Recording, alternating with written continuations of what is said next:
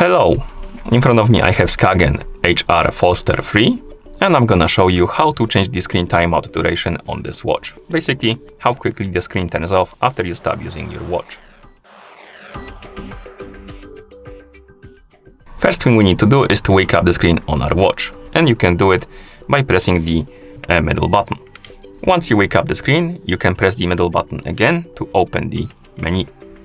After the menu opens, scroll through it and find the settings icon. And once you find the settings icon, tap on it to enter the settings.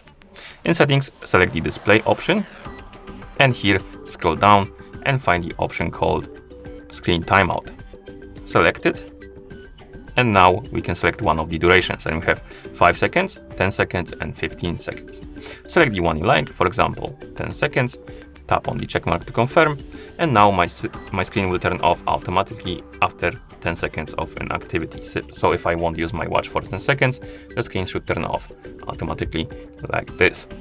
And that's how you change the screen timeout duration on this watch. Thank you for watching. If you found this video helpful, please consider subscribing to our channel and leaving the like on the video.